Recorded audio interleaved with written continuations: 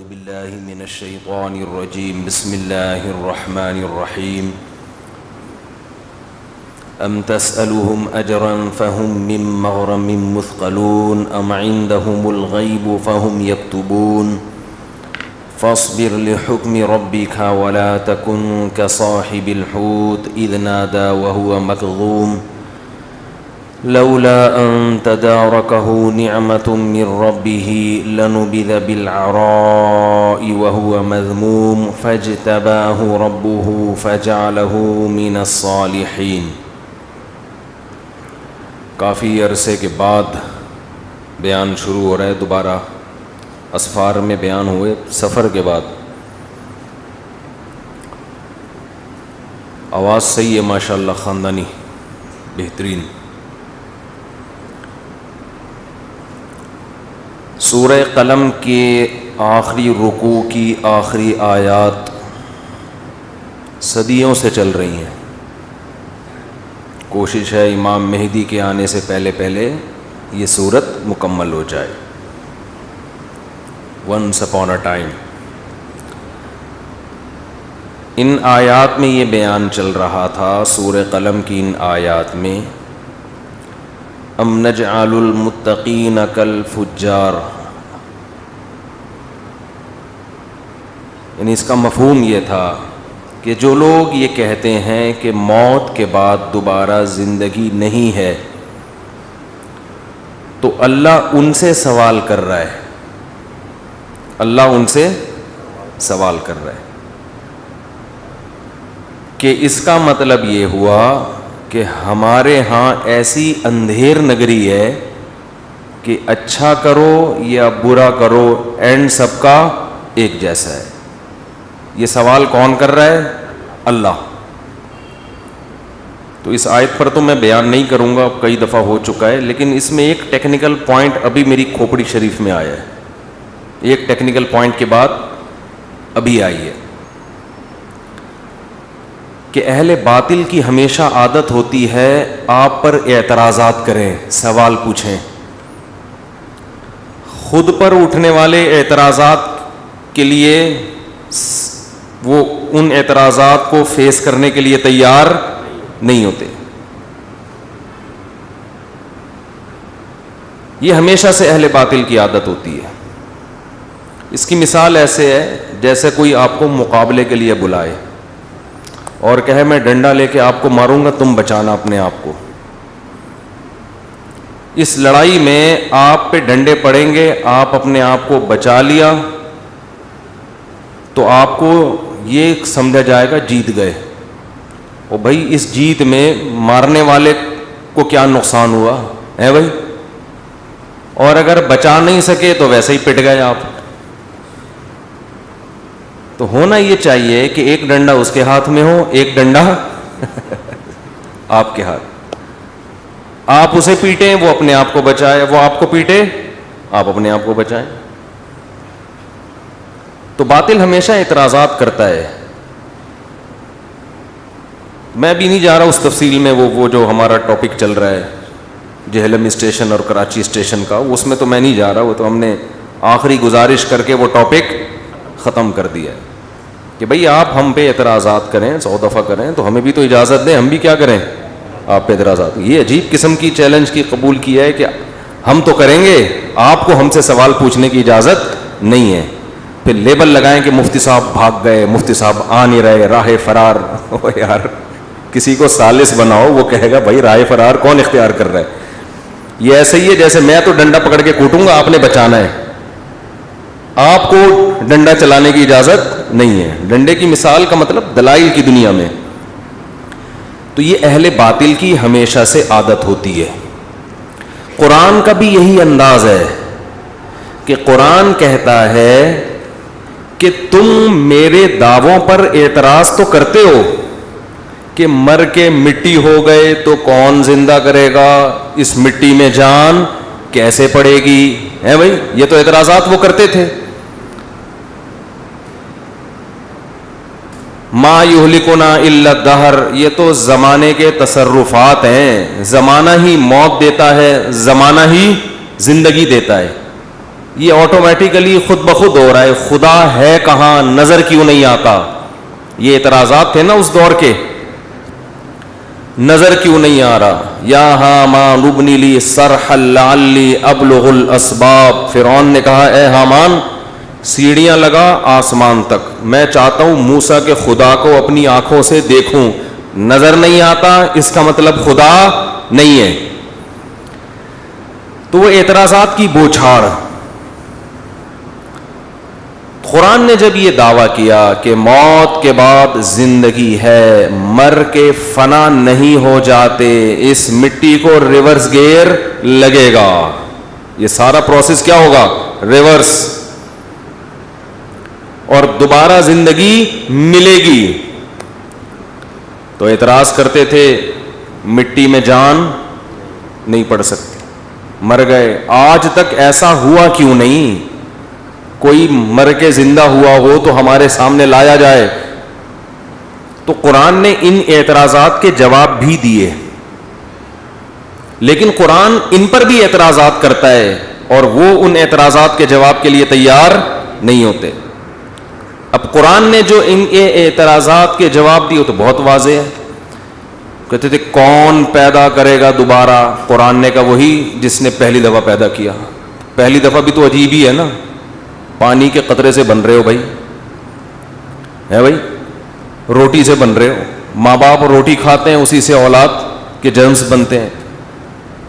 گوشت کھا رہے ہیں, اس سے بن رہے ہیں. تو جو گوشت دودھ روٹی کو ان مراحل سے گزار کے 9 مہینے میں انسان بنا سکتا ہے, اور بچے کے پیدا ہوتے ہی ماں کی چھاتیوں میں اسی روٹی سے دودھ بنا کے ماں کی چھاتیوں تک پہنچا سکتا ہے, تو وہ مٹی ہو کے دوبارہ زندہ کیوں نہیں کر سکتا بھائی؟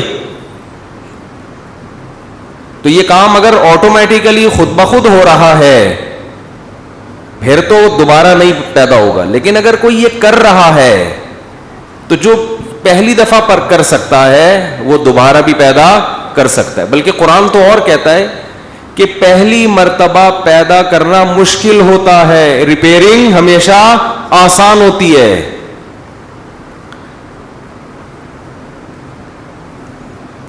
جو موبائل کی اوریجنل کمپنی ہے نا, جو اوریجنل موبائل بناتی ہیں, وہ فرسٹ ٹائم بناتی ہیں. چائنا کیا مارتا ہے فوراً؟ کاپی. کاپی خود نہیں بن سکتی ہے بھائی. جس نے کاپی کیا اس نے مشکل کام کیا, آسان کیا؟ آسان. تو جو پہلی دفعہ بنا رہا ہے وہ خود کاپی نہیں بنا سکتا. ہاں یہ ہے کہ اگر یہ جس نے پہلی دفعہ بنایا ہے وہ بنا سکتا ہے. اب اگر کسی نے بنایا ہی نہیں ہے فرسٹ ٹائم, خود ہی بنے ہو, پھر یہ سوال ہی پیدا نہیں ہوتا.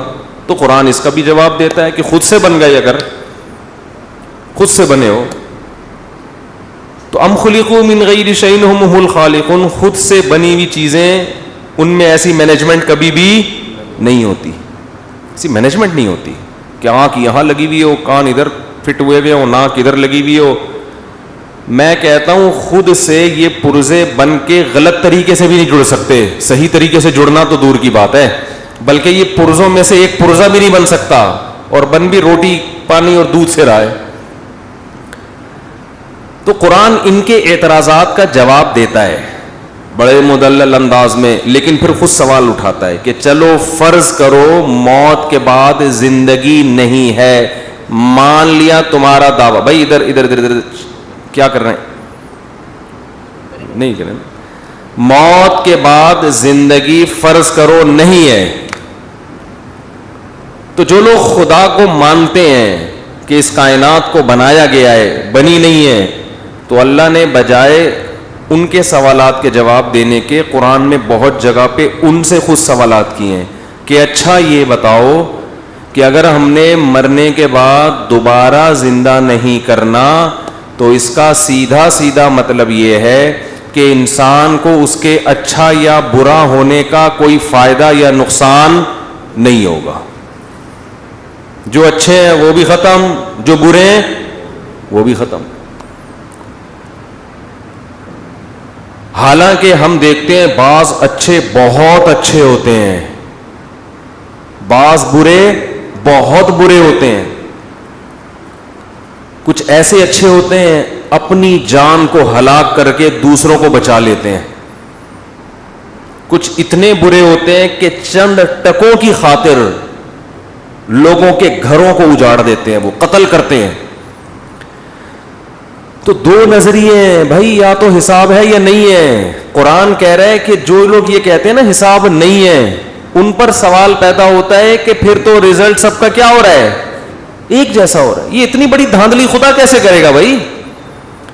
اس کا مطلب تو لوگوں کو کھلی چھوٹ دی جا رہی ہے, جو مرضی کرو بیٹھ کے, جو مرضی کرو, کوئی پوچھنے والا نہیں. قوانین تھوڑی پوچھتے ہیں بھائی, قوانین تو چھپ کے کچھ کرتے رہو. کسی دیکھو قتل کے بہت سے ایسے طریقے جو قاتلوں کے ہاں رائج ہیں کہ قتل کرو بندہ پکڑا نہیں جاتا, جس نے کیا وہ بچ جاتا ہے اور بے گناہ پہ الزام لگ جاتے ہیں. تو دنیا میں ہر جگہ ہوتا ہے. اس لیے قرآن کا یہ دعویٰ ہے کہ انسان کا حساب و کتاب ہوگا. اب جب ہوگا تو پھر غیر خاندانی حساب نہیں ہوگا, بلکہ کون سا ہوگا؟ خاندانی حساب. پھر انسان کا انسان پہ ظلم تو دور کی بات, کسی جانور پہ بھی ظلم کیا ہوگا, اللہ اس کا بھی حساب انسانوں سے لے گا. یہی وجہ ہے کہ جو لوگ آخرت پہ یقین رکھتے ہیں ان میں من حیث القوم آج بھی جانوروں پہ ایسا ظلم نہیں ہوتا جیسا ظلم غیر مسلم جانوروں پہ کرتے ہیں. آپ دیکھ لو, مسلمان جانور کو ذبح کرتے ہیں, اس کا خون بہا دیتے ہیں, اس سے موت کی تکلیف نسبتاً کم ہوتی ہے. لیکن آپ یوٹیوب پہ ویڈیو سرچ کرو, زندہ جانور کو اٹھا کے کس میں ڈال دیا؟ کڑھائی میں ڈال دیا. اسلام اس کی اجازت دیتا ہے بھائی؟ کوئی مسلمان کرتے ہیں؟ زندہ جانور اٹھا کے کس میں ڈال دیا؟ کھولتے ہوئے پانی میں. میں نے بیان بھی اس پہ ایک ریکارڈ کروایا تھا. جانوروں پہ دنیا میں بہت ظلم ہو رہا ہے, اس کے خلاف کوئی آواز نہیں اٹھاتا. آواز اٹھاتے ہیں چند مخصوص جانوروں کے بارے میں, چند مخصوص, کہ بونی مارو, مار خور نہیں مارو, اس کی نسل ختم ہو رہی ہے. ٹھیک ہے بھائی, نہیں مارنا چاہیے, نسل ختم ہو رہی ہے. یا اور دو چار کوئی جانور ہوں گے. جو جانور سب سے زیادہ انسان کی خدمت کر رہے ہیں ان پہ ظلم سب سے زیادہ ہو رہا ہے. آپ دیکھیں یوٹیوب پہ چائنیز آپ کو نظر آئیں گے, زندہ مرغا اٹھا کے کھولتے ہوئے پانی میں ڈال دیا, پھر اس کو نکالا, وہ تڑپ رہا ہے تکلیف سے, اس کے پر نوچ دیے کہ بھائی یار تم اس کو جان سے مارنے کے بعد یہ کام کر دیتے. تھوڑی دیر کے لیے اپنی انگلی کو کھولتے ہوئے پانی میں ڈالیں, آپ کڑھائی میں ڈالیں تو آپ کو احساس ہوگا. لیکن جانور کے ساتھ کتے ڈال دیتے ہیں, زندہ کتے اٹھا کے پھینک دیے کھولتے ہوئے پانی میں, وہ چیخ رہا ہے, چلا رہا ہے, اور وہ کتا زندہ نکال لیتے ہیں, پھر اس کی کھال ادھیڑی جا رہی ہے زندہ کی. تو آپ کیا سمجھتے ہو؟ اللہ کہتا ہے کہ کیا یہ میری مخلوق نہیں ہے, تم جو مرضی کرتے پھرو. دیکھو جو غیر مسلم ہے نا, جو خدا کو نہیں مانتے, ایک طرف وہ ایکوالٹی کے قائل ہیں کہ سب کیا ہیں؟ برابر, کیونکہ اتفاق سے بنے ہیں تو کسی کو کسی پہ برتری نہیں ہے. میں بھی اتفاق سے بنا, گدھا بھی اتفاق سے بنا, بیل بھی اتفاق سے بنا, مرغی بھی اتفاق سے بنی, تو سب مخلوق کو زندہ رہنے کا حق ہے نا. تو ہونا تو یہ چاہیے کہ کسی جانور کو کھانے کی بھی اجازت نہ ہو, لیکن قائل مساوات کے ہیں اور بے لگام اتنے ہیں کہ جو جب چاہے جس جانور کو اٹھا کے کڑھائی میں ڈال دے. وہ چیخ رہا ہے, چلا رہا ہے, اس کی پکار نہیں سنی جاتی.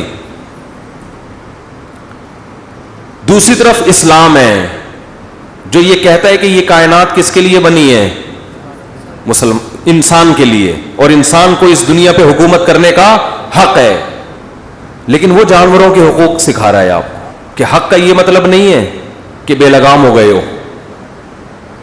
نبی صلی اللہ علیہ وسلم نے فرمایا جس نے چڑیا بھی ماری نا, چڑیا کھانے کی نیت سے نہیں, ویسے ہی, حدیث کا مفہوم ہے اس کا بھی حساب دینا پڑے گا. اس کو ویسے ہی کیوں مارا اس کو آپ نے؟ کیونکہ حقیقی مالک اس کائنات کا کون ہے؟ اللہ ہے, آپ نہیں ہو. یہ جانور اللہ نے آپ کے تابع کیے ہیں آپ کو فائدہ پہنچانے کے لیے. تو جہاں کوئی فائدہ ہو رہا ہے وہاں تو ٹھیک ہے, جہاں فائدہ نہیں ہو رہا وہاں آپ کو جانور پہ کو قتل کرنے کی اجازت نہیں ہے. یہاں تک کہ حدیث کا مفہوم ہے, صحیح حدیث ہے, بلا وجہ ایک چیونٹی بھی اگر ماری بلا وجہ, اس پہ بھی اللہ پوچھے گا آپ سے کیوں.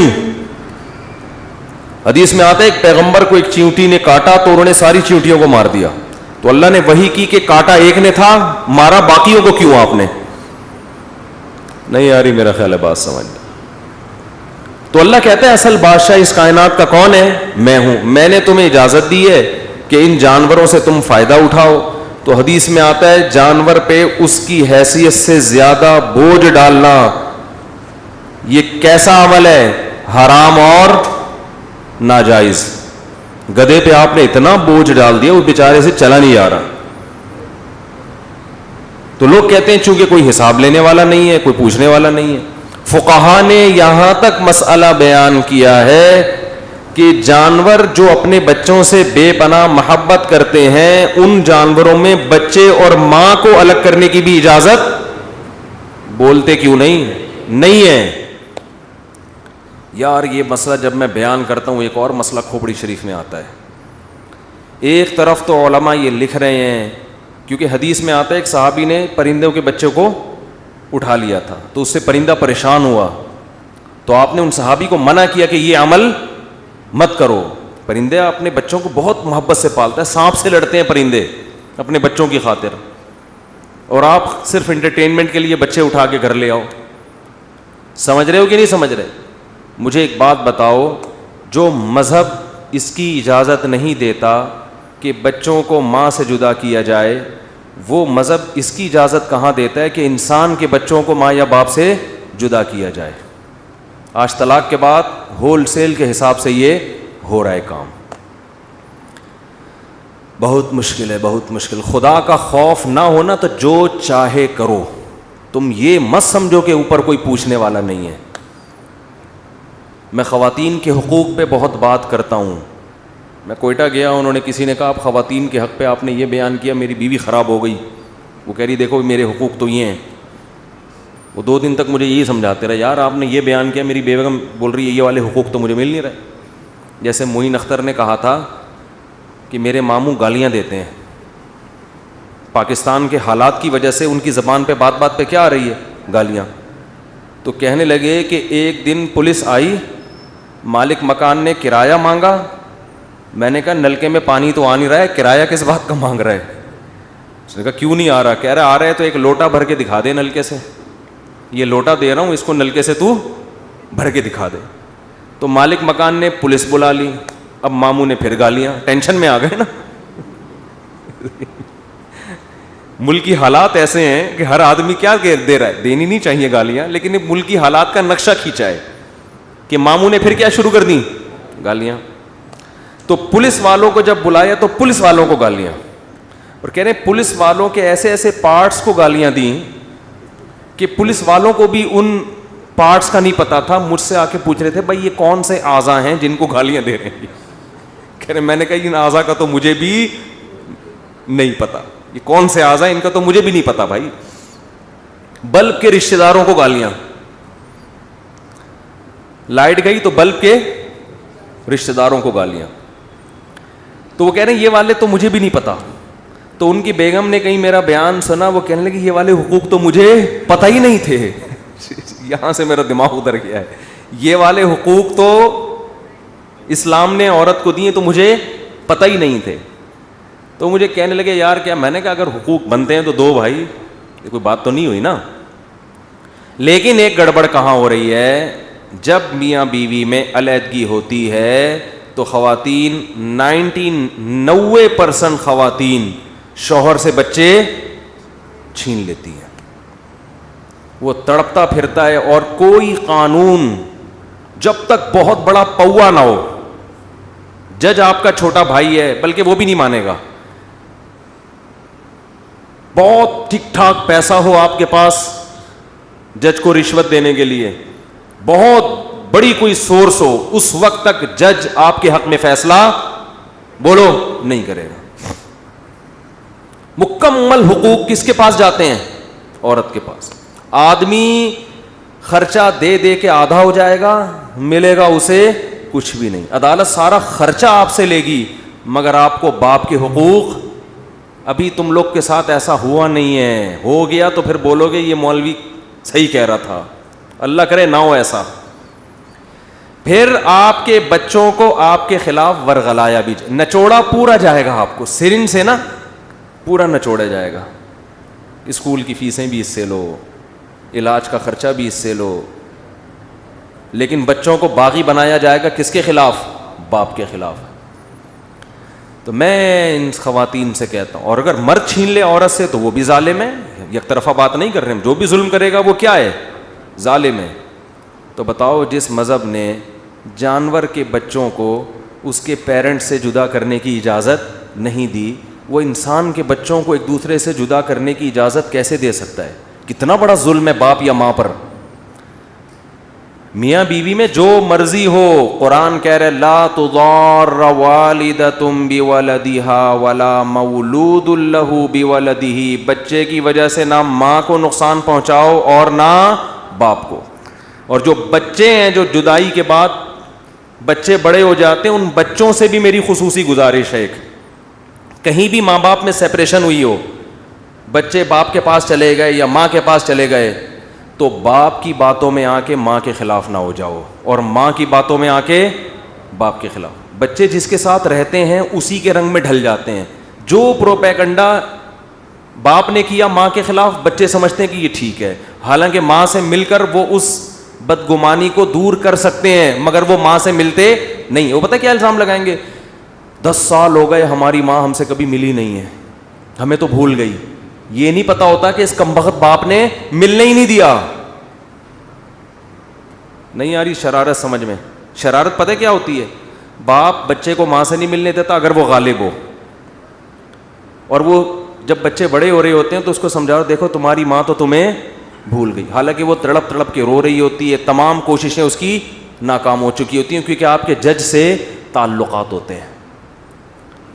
پھر بچے اور بدگمان ہو جاتے ہیں کہ ہماری ماں تو ہمیں ہمیشہ کے لیے بھول گئی. اور اگر ماں کے پاس ہوں تو ماں ان کو یہ سمجھاتی ہے کہ دیکھو 10-15 سال ہو گئے تمہارے باپ نے مڑ کے نہیں دیکھا, نہ کبھی خرچہ بھیجا. بچوں میں اتنی سینس نہیں ہوتی کہ باپ سے مل کے پوچھیں کہ ابا حقیقت بتاؤ ہے کیا. سمجھتے ہو کہ نہیں سمجھتے؟ اس زمانے میں کسی کے خلاف جب کسی سے سنو تو یک طرفہ بات سن کے کبھی بھی بدگمان مت ہو. انسان کی عادت ہے وہ اپنے مفاد میں بات کرتا ہے. جب کرے گا 4 اس میں جو ہے نا ٹماٹر اور پیاز کا تڑکا لگا کے رائی کو پہاڑ بنائے گا. وہ بچے کے لیے ماں کا جیسا حق ہے باپ کا بھی ویسا ہی, باپ کا جیسا حق ہے ماں کا بھی ویسے. میرے پاس آتے ہیں ایسے کیسز, بچہ کہتے ہیں ہمارے باپ نے ہمیں پوچھا نہیں. میں کہتا ہوں بھائی جو باپ ہے نا اس کے پانی سے اللہ نے تمہیں بنایا ہے, اس کا حق قیامت تک ختم, مرنے کے بعد بھی ختم نہیں ہوگا, زندگی تو دور کی بات ہے. اور جس ماں نے تمہیں جنا ہے اس کا حق اب کبھی بھی ختم نہیں ہوگا. چاہے ماں باپ ایک دوسرے کو, اللہ کے شرک سے بڑا جرم کوئی ہو سکتا ہے؟ قرآن کہہ رہے ماں باپ اتنے بڑے ظالم کہ اللہ کے ساتھ شرک کر رہے ہوں, بلکہ تمہیں بھی کافر بنا رہے ہوں, تو بھی ان کے ساتھ صاحبہما فی الدنیا معروفا, دنیا میں تم نے ان سے اچھا سلوک ہی کرنا ہے, کیونکہ تمہارا تو باپ ہے نا, وہ میرا نافرمانے میں نمٹوں گا. تو یہ بہت ہو رہا ہے آج کل مارکیٹ میں. سمجھ رہے ہو کہ نہیں سمجھ رہے؟ تو میں یہ عرض کر رہا تھا کہ خدا کا انکار کرنے والے لوگ قائل کس کے ہیں؟ مساوات کے, مگر ظلم کس پہ کر رہے ہیں؟ مساوات والا معاملہ نہیں ہے. جانوروں کو اٹھا کے کہاں پھینک دیا؟ کھولتی ہوئی کڑھائی. اور یہ بھی ایک ٹیکنیکل پوائنٹ کی بات میں پہلے بتا چکا ہوں, دوبارہ ریپیٹ کر رہا ہوں, نئے لوگ بھی آ جاتے ہیں. دیکھو اسلام نے جن جانوروں کو کاٹ کے کھانے کی اجازت دی نا, ان پہ جانوروں پہ ایک بہت بڑا احساس ہے کہ یہ وہ جانور ہیں جن میں شعور زیادہ نہیں ہوتا. اور جو حرام جانور ہیں نا ان میں اکثر میں بہت زیادہ شعور ہوتا ہے, ان کو اندازہ ہوتا ہے کہ ہمارے ساتھ ہونے والا کیا ہے. آپ یوٹیوب پہ ویڈیوز دیکھ لیں, چائنیز کتے کھا رہے ہیں, ایک کتے کو ماریں گے نا 10 کتوں کو احساس ہو جائے گا کہ اگلا قتل کس کا ہونے والا ہے؟ ہمارا. وہ وہ بہت سخت اس خوف میں مبتلا ہو جاتے ہیں. ان کی آوازیں دیکھ کے ترس آتا ہے انسان کو, کیونکہ کتا ایک ذہین جانور ہے, اسے احساس ہوتا ہے کہ میرا مالک کیا کر رہا ہے, کھانے والا ہے مجھے, وہ خوف میں آتا ہے. اسلام نے جن حلال جانوروں کے کھانے کی اجازت دی, ہم بقرعید میں دیکھتے ہیں ادھر 10 گائے لیٹی پڑی ہیں, خون بہہ رہا ہے, اور اسی کے قریب کھڑی ہوئی گائے دم ہلا کے انجوائے کر رہی ہوتی ہے. اسے یہ پتہ ہی نہیں ہوتا کہ اگلا نمبر کس کا ہے, میرا. وہ کھڑی ہوئی ہے, اس کے سامنے پانی رکھے ہیں, پانی پیے گی, چارہ ڈالیں کھانا کھائے گی. یہ بھی اللہ کی رحمت ہے ان جانوروں پہ کہ جب تک گلے پہ چھری نہیں چلتی ان کو تکلیف کا احساس نہیں ہوتا. قصائی اناڑی ہو تو ایک الگ بات ہے, وہ گرانے میں 10 بندوں کو گرا کے پھر جانور کو لٹاتا ہے. وہ قصائی بھی اناڑی ہوتے ہیں نا, بعض گرانا آتا نہیں ہے, وہ گرا کے اس کے وہ جانور بھی حیران ہوتا ہے پتہ نہیں ہو کیا رہا ہے میرے ساتھ. یہ تو یہ بھی آپ یہ مرغیوں کو دیکھ لیں, ذبح کریں دوسری مرغی کو پتہ بھی نہیں ہوتا ہونے والا کیا ہے میرے ساتھ. حلال پرندے جتنے بھی ہیں ان کا یہی معاملہ ہے, لیکن حرام جانور جو ہیں درندے, ان میں اللہ نے ذہانت زیادہ رکھی ہے, ان کو احساس ہوتا ہے.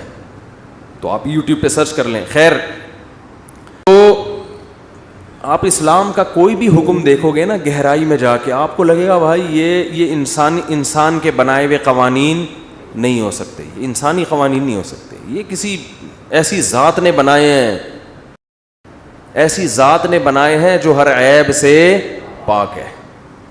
تو بات کیا چل رہی تھی, بیان جو میں نے شروع کیا تھا ہے بھائی, اللہ تعالیٰ, ہاں میں یہ عرض کر رہا تھا کہ اللہ تعالیٰ نے ان کے سوالات کے جواب تو دیے مگر خود بھی بہت سارے سوالات اٹھائے, اور 1400 سال گزر گئے, آج تک کوئی غیر مسلم ان سوالوں کے جواب نہیں دے سکا, بلکہ اس ٹاپک پر اسلام کے سامنے بیٹھنے کے لیے تیار ہی نہیں ہے. اسلام کہتا ہے کہ اگر موت کے بعد دوبارہ زندگی نہیں ہے تو خدا نے جو انسانوں کو بنایا, معاذ اللہ, یہ اللہ معاذ اللہ نقل کفر نباشت, پھر اللہ غلط ہے کہ ایک شخص اتنا ظلم کرے جانوروں کے اوپر. وہ جیلوں میں کیسے کیسے قیدیوں پہ ظلم ہوتے رہے ہیں, انسان ایک دوسرے کو قتل کرتے رہے ہیں, لوگوں نے اپنے باپوں کو مارا ہے, ماؤں کو مارا ہے. ابھی میں سفر میں تھا, ایک کیس میرے سامنے آیا کہ ایک شخص نے تنگ آ کر اپنے بوڑھے باپ کو گولی مار دی کہ یار یہ خامخواہ کی ٹینشن ہے, اس کو گولی مار کے اس کو دفن کرو, مصیبت. پکڑا بھی نہیں گیا, پیسے ویسے کھلائے یا کچھ کیا, بچ گیا. اب ایسا نہ پولیس والے آ جائیں, کہاں ہیں بھائی وہ, مجھے نہیں پتا, کسی گاؤں کا واقعہ ہے, مجھے گھر بھی دکھایا تھا کہ میں بھول گیا. ہاں وہ تو پکڑا جائے نہ جائے مجھے اندر کر دیں گے. آواز کدھر ہے بھائی, وہ 4 آدمی جا رہے تھے, تو انہوں نے کیا کیا کہ چاروں نے کہا یار اگر سفر کے دوران کوئی نامحرم لڑکی کسی کو نظر آ جائے نا تو استغفار پڑھنا ہے. کیا کرنا ہے, استغفار. تو جاتے ہوئے ایک جگہ سے آواز آئی استغفر اللہ. تینوں نے کہا کہاں ہیں تینوں نے کیا کہا, کہاں ہیں بھائی. تو ایسا نہ پولیس والے بولیں وہ ان کو تو کیس چاہیے ہوتا ہے نا, کدھر ہے بھائی, کون سے, بھائی مجھے کچھ بھی یاد نہیں ہے, کون سے گاؤں کا قصہ ہے, کیا ہوا تھا. آپ کہیں مفتی صاحب بچ رہے ہیں قاتل کو پکڑوانے سے, ہیں بھائی میں نہیں بچ رہا, مجھے واقعی نہیں پتہ ہے کہاں ہے. لیکن پولیس والے نا یہ بات نکلوانے میں کہ مجھے نہیں پتا اس میں آدمی آدھا ہو جاتا ہے. تو ایسے کیسز ہوتے ہیں, ماں کو قتل کر دیا, باپ کو قتل کر دیا, دادی کو قتل کر دیا, ایسے بھی کیسز ہیں. اپنی بوڑھی دادی کو, بوڑھے دادا کو وراثت لینے کے لیے قتل کر دیا. کیسا ترس آتا ہے انسان کو بوڑھوں کو دیکھ کے, یار دادی تو ایسا پیارا رشتہ ہوتا ہے, ایسا چہرے پہ اس کے ایک اللہ نے نور رکھا ہے بوڑھی دادی پر, وہ تو ماں سے بھی زیادہ پیار آتا ہے انسان کو, اس کے اوپر مار دیتے ہیں. تو کیا اللہ پوچھے گا نہیں؟ تو قرآن کہتا ہے کہ ان لوگوں سے پوچھو کہ دنیا میں جو کچھ بھی کرتے رہو کوئی پوچھنے والا نہیں ہے. نا نا نا نا نا, قرآن کہتا ہے ایسا حساب ہوگا, ایسا حساب, لا یغادر صغیرۃ ولا کبیرۃ الا احصاها, کہ جب اعمال نامہ اپنی آنکھوں سے دیکھو گے کہو گے ما لہذا الکتاب, یہ کیسا, یہ تعجب سے جب انسان کوئی لفظ بولتا ہے نا تو یہ جملہ بولتا ہے یار یہ کیسی رپورٹ ہے بھائی, یہ کیسا رزلٹ ہے, آج تک تو ہم نے ایسا اتنی ایکوریسی کسی رزلٹ میں دیکھی نہیں ہے. یعنی آپ کوئی ایگزامینر یا ممتحن جس نے نمبر لگانے ہو نا، وہ ایک ایک چیز کے نمبر نوٹ کر رہا ہو تو آپ حیران ہو جاتے ہیں، یار احسان جو میرا تجزیہ تھا بالکل اسی کے حساب سے اتنے ہی نمبر ملے ہیں. تو قرآن کہتا ہے کہ جب اعمال نامہ اپنی آنکھوں سے دیکھیں گے تو کہیں گے کہ یہ کیسا اعمال نامہ ہے کہ زندگی کا ایک گوشہ بھی انہوں نے اس میں نہیں چھوڑا گیا، ہر چیز آ گئی ہے. کسی کو گالی دی، کسی جانور پہ ظلم کیا، کسی انسان کو برا بھلا کہا، کسی کی ادنا سی غیبت کی، حتیٰ کہ تنہائیوں میں پہاڑ کی کھائی میں بیٹھ کر، گہرائی میں بیٹھ کر کوئی ایک دفعہ سبحان اللہ کہا، یاتی بھی اللہ کہتے ہیں اس کو بھی نکال کے لے آؤں گا. اس دن اس نے فلاں موقع پر ایک دفعہ اپنی زبان سے اللہ کی حمد کی تھی. ایک ایک چیز لے کر آئے گا اللہ. معمولی سا ظلم، معمولی سی زیادتی، ہر چیز آنے والی ہے. تو ایک نظریہ یہ ہے کہ ایک ایک چیز کا حساب ہوگا، اور ایک نظریہ یہ ہے کہ کسی بھی چیز کا کوئی بھی حساب بولو نہیں ہے. انسان کا بچہ جو بنے گا یہ سوچ کے بنے گا کہ کسی بھی چیز کا حساب نہیں ہے، یا یہ سوچ کے بنے گا کہ ایک ایک چیز کا حساب ہے. اچھا درمیان میں کوئی نہیں ہے، کوئی مذہب نہیں ہے کہ نہیں کچھ چیزوں کا ہے کچھ چیزوں کا نہیں ہے، ایسا کوئی کچھ بھی نہیں ہے. تو یہ اسلام ہے. تو قرآن کیا کہتا ہے کہ ان سے پوچھو کہ اگر حساب و کتاب نہیں ہے تو بڑا ظالم، چھوٹا ظالم، نیک بد سب کیا ہو گئے؟ برابر، مر کے مٹی ہو گئے، ختم. یہ تو اور کیا، موجہ ہی موجہ. پھر تو لائف کو کیا کرو اور انجوائے کرو. تو یہ سورہ قلم میں یہ آیتیں چل رہی تھی کہ اللہ نے ان سے سوال کیے ہیں جن کے اب تک کوئی رپورٹ بولو نہیں آئی. ایسے بہت سارے سوال قرآن نے کیے میں ان سے. قل هل عندکم من علم فتخرجوه لنا. یہ بھی ایک، یہ لوگ تقدیر پہ ایک اعتراض کرتے تھے. اسلام کا عقیدہ تقدیر ہے نا، اسلام کا عقیدہ تقدیر ہے کہ سب کچھ پہلے سے طے شدہ ہے. اللہ کے علم میں سب کچھ ہے، اسی کے حساب سے جنت بھی لکھی جا چکی ہے اور جہنم بھی. یہ اسلام نے بیان کیا. ہم اچھی بری تقدیر پر ایمان رکھتے ہیں، ہمارے ایمان کا حصہ ہے، ہمارے ایمان کا جزو ہے. اس پر غیر مسلم کہتے تھے کہ جب سب کچھ پہلے سے ہے تو قرآن کہتا ہے یہ ابھی بھی کہتے ہیں، اور موت کے بعد جب ان کو اللہ عذاب دے گا تو اس وقت بھی کہیں گے کہ اگر اے اللہ تو چاہتا تو ہمیں زبردستی سیدھے راستے پہ بولو لے آ سکتا، اور ہمیں جنت میں جانا ہی نہیں تھا، تو جب جانا ہی جہنم میں تو جا رہے ہیں، تو اب ہمیں سزا کیوں دے رہا ہے؟ اس میں ہمارا قصور کیا ہے؟ قرآن نے کیا کہا؟ قل هل عندکم من علم فتخرجوه لنا. تمہیں پہلے سے یہ علم تھا کہ تم نے جہنم میں جانا ہے؟ اگر تھا تو لے آؤ. جواب سمجھ میں آیا؟ یہ جواب نہیں، یہ قرآن سوال کر رہا ہے جس کا اب تک جواب، یہ میں اس کو ذرا آسان انداز میں سمجھاتا ہوں. قرآن نے تو آسان میں، لیکن عربی میں ہے نا، تو میں اس کو اردو میں آسان انداز میں سمجھاتا ہوں. بہت سے لوگ تقدیر کے عقیدے کی وجہ سے کہتے ہیں کہ بھائی جب ہماری قسمت میں گناہ لکھا ہوا ہے، قسمت میں ہر چیز لکھی ہوئی ہے، صرف عمر نہیں لکھی ہوئی کتنا زندہ رہنا ہے، ایک ایک پکوڑا آپ کی قسمت میں لکھا ہوا ہے. حقیقت بتا دوں کہ کتنا کھانا ہے کتنا نہیں کھانا، ایک ایک سموسہ لکھا ہوا ہے. کیونکہ اللہ کا علم تو کامل ہے نا، اللہ کو تو سب پتہ ہے کس نے کتنے پکوڑے کھانے ہیں کتنے نہیں کھانے، کس نے معذرت کے ساتھ کتنی شادیاں کرنی ہیں کس نے نہیں کرنی، کس کے کتنے بچے ہوں گے کس کے نہیں ہوں گے، کس کے بیٹے ہوں گے کس کی بیٹیاں ہوں گی، سب کچھ. کون جنت میں جائے گا اور کون جہنم میں جائے گا، کون فلاں موقع پہ گناہ کرے گا کون فلاں موقع پہ نیکی کرے گا، ایک ایک چیز پہلے سے طے شدہ ہے. یہاں لوگ سوال پوچھتے ہیں کہ جب پہلے سے طے شدہ ہے تو ہم تو اسی کے حساب سے گناہ کر رہے ہیں نا، تو ہمیں اس پہ سزا کیوں ملتی ہے؟ سمجھ میں آ رہی ہے بات کہ نہیں آ رہی ہے؟ تو اس کا قرآن کیا کہتا ہے کہ طے شدہ ہے مگر تمہیں پتہ نہیں ہے. تم تو یہ سوچ کے کر رہی ہوتی ہے نا اپنے پورے اختیار سے، اپنے مکمل اختیار سے ایک جرم تم کر رہے ہوتے ہو.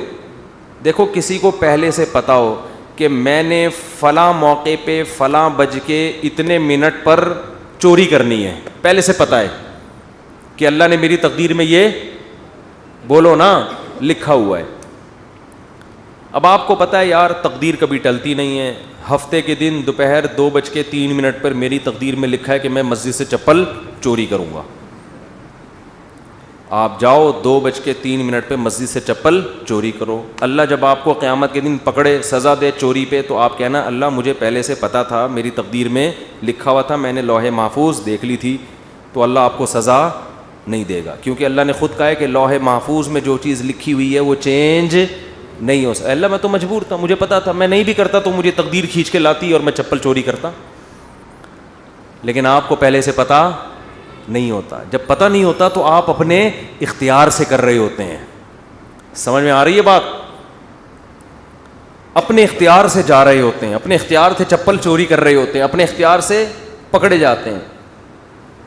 اس کی مثال اور آسان کر کے, ایک دن کیا ہوا, زید نے بکر کا قتل کر دیا. زید نے کیا کیا؟ بکر کو قتل کر دیا.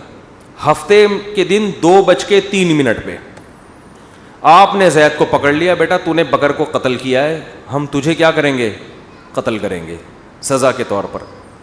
زید کہتا ہے دیکھو بکر کی تو عمر اتنی تھی, بکر نے اس سے زیادہ زندہ نہیں رہنا تھا. ہمیں پتہ ہے ہر آدمی کی عمر پہلے سے طے شدہ ہے, تو زید نے تو اتنے ہی سال زندہ رہنا تھا. حدیث میں آتا ہے ماں کے پیٹ میں جب بچہ ہوتا ہے تو پہلے سے فرشتہ لکھ کے چلا جاتا ہے کتنے عرصے کے لیے زندہ رہے گا یہ.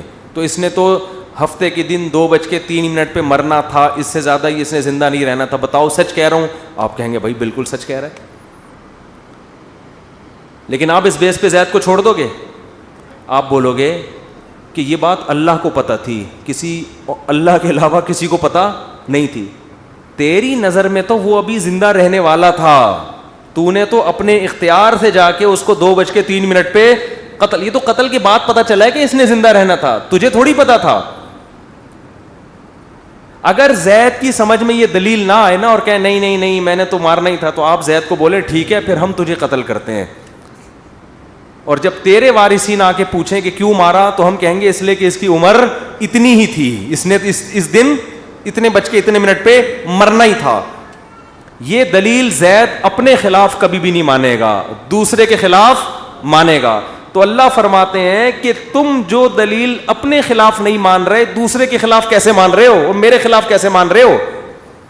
کیونکہ جب انسان گناہ کرتا ہے تقدیر میں تو لکھا ہوا ہوتا ہے, مگر لکھنے سے پہلے اس کو نہیں پتا ہوتا کہ یہ لکھا ہوا ہے. کرنے سے پہلے وہ اپنے اختیار سے کر رہا ہوتا ہے, اسی پہ اس کو قیامت کے دن سزا ملے گی. اور جب سزا ملے گی تو وہ کہے گا اللہ تو لکھا ہوا تھا. اللہ کہے گا ہل عندکم من علم, پہلے سے پتا تھا کہ لکھا ہوا ہے. اور اگر اب بھی کسی کے سمجھ میں نہ آئے تو پھر ہر چیز لکھی ہوئی ہے نا, صرف گناہ تھوڑی, کھانا پینا بھی لکھا ہوا ہے. صبح ناشتہ چھوڑ دو, آپ صبح کا ناشتہ چھوڑ دو. بیگم پراٹھا بنا کے لائی, چائے بنا کے لائی, نہیں کھاؤ. بیگم لکھا ہوا ہوگا تو حلق میں اترے گا. بیگم کہے گی کم بخت, یہ کھانے کے بعد پتہ چلے گا کہ لکھا ہوا تھا یا نہیں لکھا ہوا تھا, کھانے سے پہلے نہیں پتہ چلے گا. لیکن آپ نے کہا نہیں لکھا ہوا ہوگا تو اڑ کے میرے پیٹ میں جائے گا, اور آپ چلے گئے آفس, دوپہر لنچ کا ٹائم ہو گیا تو پتہ چلے گا کہ آپ کی تقدیر میں پراٹھے لکھے ہوئے نہیں تھے. تو اس بیس پہ تو پھر ہر چیز اسی اصول پہ گزارے نا. دنیا میں پیسے بھی نہیں کمائے کہ لکھے ہوئے ہوں گے تو مل جائیں گے, نہیں لکھے ہوئے ہوں گے تو نہیں ملیں گے. ٹرک آ رہا ہے اس کے سامنے آ کے کھڑا ہو جائے, بھائی تقدیر میں لکھا ہوا ہے کہ اس نے مجھے اسٹیکر بنانا ہے. کراچی میں جو ٹرک ہے نا وہ کچلتے نہیں ہیں, اسٹیکر بناتے ہیں.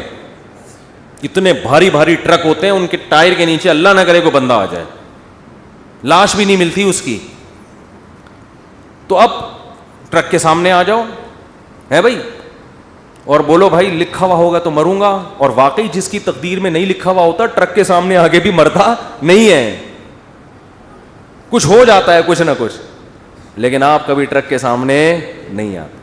تو جو آدمی زنا کر رہا ہے, یار تقدیر میں لکھا ہوا ہوگا تو بچ جاؤں گا, نہیں لکھا ہوا ہوگا تو اس کو بولو تو ٹرک کے سامنے بھی آ جا, تقدیر میں لکھا ہوا ہوگا تو مرے گا, نہیں لکھا ہوا ہوگا تو نہیں مرے گا. ہمیں پہلے کچھ نہیں پتا, اسی پر امتحان ہے, آزمائش اسی پر ہے. اللہ کو تو پتا ہے سب کچھ, ہمیں نہیں بتا. اگر ہمیں بتا دیتا پھر آزمائش ختم, پھر ہم نہ زندگی کی فکر کرتے نہ کھانے کی فکر کرتے. میں بیٹھا رہتا بھائی بیگم مجھے آج پتا, میں نے لوح محفوظ میں جھانک کے دیکھا ہے کہ میری تقدیر میں 4 شادیاں پراٹھوں سے زیادہ مزے کی مثال کون سی ہے؟ میری تقدیر میں یہ 4 لکھی ہوئی ہیں, مجھے رشتہ تلاش کرنے کی ضرورت نہیں ہے. اور واقعی کچھ لوگوں کی تقدیر میں لکھی ہوئی ہوتی ہیں, وہ نہیں بھی کر رہے ہوتے پھر بھی ہو جاتی. پنجاب میں ایک بہت بڑے بزرگ ہیں, نام نہیں بتاؤں گا, تو وہ 4 ہیں ان کی ماشاءاللہ. میں نے کہا بھائی یہ کیسے؟ انہوں نے کہا جو بیوہ ہوتی ہے نا محلے میں, لوگ زبردستی ان کے کھاتے میں لا کے ڈال دیتے ہیں, زبردستی ان کے کھاتے میں لا کے ڈال دیتے ہیں. حضرت آپ حضرت پاؤں پکڑتے ہیں, حضرت وہ بیچارے کر لیتے ہیں, نہیں چاہتے ہوئے بھی کر لیتے ہیں. تو دیکھو یہاں لوگوں کو مل نہیں رہی, اور جن کی تقدیر میں لکھی ہوئی ہے زبردستی ان کے کھاتے میں لا کے ڈالی جا رہی. تو شکر ہے 4 سے زیادہ کی اجازت نہیں ہے, ورنہ پنجاب کی ساری بیوائیں اور مطلقہ ان کے کھاتے میں. بڑے نیک ہیں وہ بزرگ, بہت نیک ہیں. تو اس لیے قرآن یہاں بھی بجائے آپ کا سوال کا جواب دینے کے نا کہ تقدیر میں لکھا ہوا ہے, قرآن آپ سے سوال کر لیتا ہے الٹا. تو یہ بھی ایک دلیل سے بات کرنے کا طریقہ ہوتا ہے کہ آپ اگلے کا سوال دینے کے بجائے آپ کہیں چل مان لیا تیری بات ٹھیک ہے, لیکن پھر ہمارا اس پہ یہ سوال ہوتا ہے, اس کا تو جواب دے. وہ قیامت تک بوکھلاتا رہتا ہے, اس کے پاس اس کا جواب نہیں ہوتا. تو ہمارا ایمان ہے, ہمارے ایمان کا حصہ ہے یہ چیز کہ ہر چیز پہلے سے طے شدہ ہے, جنتی بھی جہنمی بھی سب کچھ. کل میسر لما خلق لا, حدیث میں آتا ہے کہ جس کو اللہ نے جو جہاں کے لیے بنا ہے نا اس کو ویسے اعمال کی توفیق ملتی ہے. اب ہمیں نہیں پتا ہمیں اچھے اعمال کی توفیق ملے گی یا برے اعمال کی, کر کے دیکھ لو. اگر اچھے اعمال کرنا شروع کر دو گے اس کا مطلب جنت لکھی ہوئی ہے, برے کرنا شروع کر دو اس کا مطلب جہنم لکھی ہوئی ہے. تو یہ آپ اس لحاظ سے تقدیر آپ کے ہاتھ میں ہے, کیونکہ ہمیں علم نہیں ہے. اور اللہ نے یہ قرآن میں جگہ جگہ کہہ دیا لا یظلم ربک احدا, تیرا رب کسی پہ ظلم نہیں کرے گا. ایک آدمی جنت میں جانا چاہتا ہے, میں زبردستی اٹھا کے تقدیر کی وجہ سے جہنم میں پھینک دوں, ایسا نہیں ہوگا. اور ایک آدمی جہنم میں چھلانگ مارنے کی کوشش کر رہا ہے اور میں اس کی تقدیر میں لکھ دوں کہ یہ جنتی ہے, نہ نہ نہ, ایسا نہیں ہوگا. تیرا رب کسی پہ ظلم نہیں کرے گا. سمجھ میں آ رہی ہے بات کہ نہیں آ رہی؟ تو میں قرآن کا انداز بتا رہا ہوں کہ قرآن بسا اوقات سوال کا جواب دینے کے بجائے کیا کر لیتا ہے, سوال اٹھا لیتا ہے. تو یہ ہمیں اس سے سبق ملتا ہے کہ اہل باطل کے ہر اعتراض کا جواب مت دیں, بلکہ الٹا ان سے سوال پوچھنا شروع کر دیں. سمجھتے ہو؟ یہ بھی ایک جان چھڑانے کا, یعنی صحیح طرح سے جان چھڑانے کا طریقہ ہے کہ تم بھی تو ان باتوں کا جواب دو نا.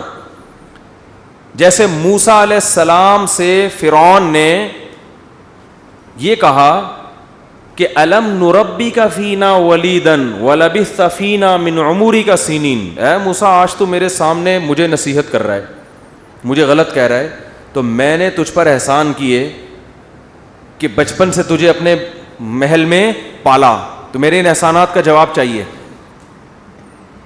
تو موسیٰ علیہ السلام نے بجائے جواب دینے کے الٹا فرعون سے سوال کر لیا ہے بھائی, تلک نعمت تمنھا علی ان عبدت بنی اسرائیل. اے فرعون یہ نعمت بھی تو ہے کہ تو نے صدیوں سے میری قوم کو غلام بنایا ہوا ہے اور ان کے مردوں کو قتل کر رہا ہے, میری قوم کی عورتوں کو زندہ رکھتا ہے اور مردوں کو کیا کرتا ہے, قتل.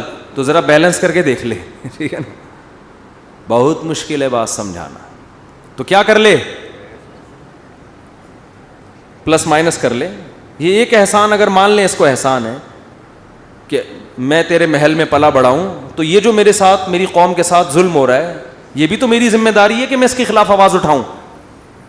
تو فرعون یہ جواب, اس جواب کے بعد فرعون کیا ہو گیا, مزید کوئی احسان نہیں گنایا کہ تو نے اس دن میرے ہاں کھانا بھی کھایا تھا, اس دن ٹھنڈا پانی بھی پیا تھا, اس دن یہ بھی ہوا تھا, اس دن تو بیمار تھا تو میں نے تیرا علاج بھی کرا. فرعون نے کہا یہ ایسی دلیل پیش کر دی ہے کہ بھائی سینکڑوں انسانوں کے قتل کے مقابلے میں یہ کیا اس کی حیثیت ہے, اتنے لاکھوں لوگ میں نے مار دیے جان سے.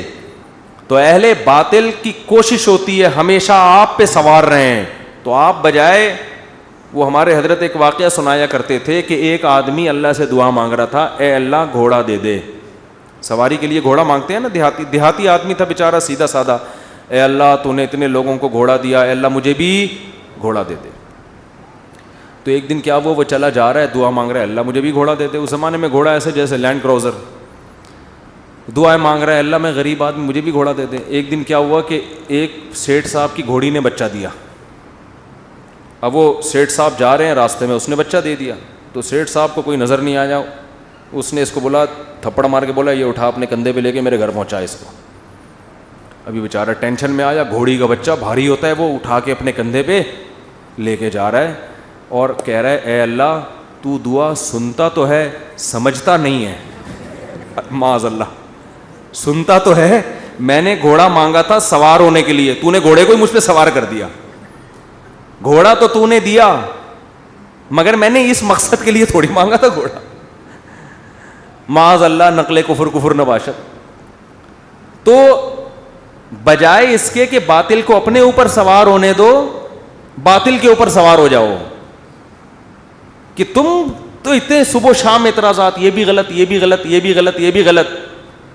تو تمہارے اندر بھی تو بہت ساری غلطیاں ہیں, تو ان کو فیس کرنے کے لیے باطل کبھی تیار نہیں ہوتا. اور ہم اس غلطیوں کا جواب دیں گے جن کو تم غلط کہہ رہے ہو, حقیقت میں وہ غلط نہیں ہے, اس کے تو ہم جواب دینے کے لیے تیار ہیں. لیکن ہم بتا رہے ہیں کہ تمہارے اندر تم نے جو کچھ کیا ہے اس کا جواب اس کے لیے تیار نہیں ہوتے. تو یہ سیاستیں ہوتی ہیں, چالاکیاں ہوتی ہیں. سمجھتے ہو بات کو؟